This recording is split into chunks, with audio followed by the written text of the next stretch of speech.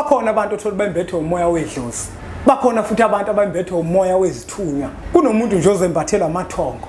Leyo moya kubalekile ukuthi uyihlukanise. Uma uwumuntu wenganywe yithongo kakhulu, yonke into yakho kudinga ukuthi uyithinte ngokwasemsamo. Yonke into uyithinta ngokwasemsamo, yonke into. Kodwa mawembethwe zithunywa, uzoyithinta ngokwasemsamo.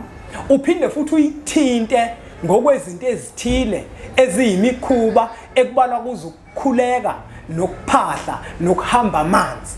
Uma unedlozi, into yakho nawe izodinga ukuthi uzilandele ezinye zezinto zaledlozi ukuthi lona yini eliyidingayo.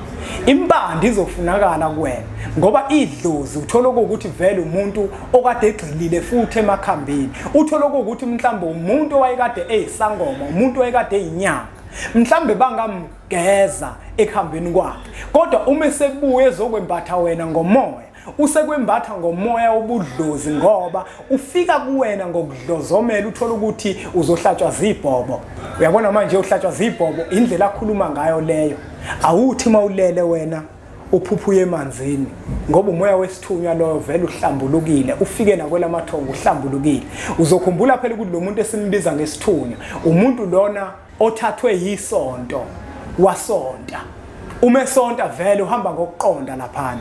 Uma esefike seza kuwena uzoyinika imvumo kanye igunya lokuthi afike kuwena usebuthongweni ngoba lo muntu uyisithunywa futhi uyithongo.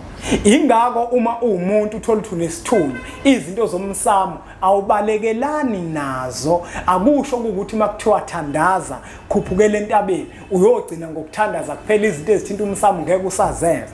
Ngoba umuntu umeyisithunywa, umuntu vele osuke nayo indawo kwelamathongo. Isithunywa nethongo singakuhlukanisa kodwa kuyinto eyodwa.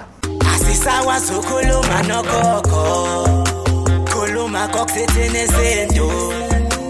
Amavasha basosile bathi usokhuluza ukhokho bewe. Asisakwazi ukukhuluma nogogo, bungaye seduwewo. Siyakhuleka kunina abakhulu, hayikhona bogogo nomkhulu. Igama umfoka mbanje ithi sasimbiza ngonduna kaNdaba. Hayikhona yasuke yahlala impungu sihlephlela ulwazi. Izinto zaqala zakhanya nenkinga zaphela emphela Ndaba. Isisa kithi siyakhala sekukhona nenyanga zamanga. Izinto sakithi siyahamba engathi sekukhona abafundisi bamanga.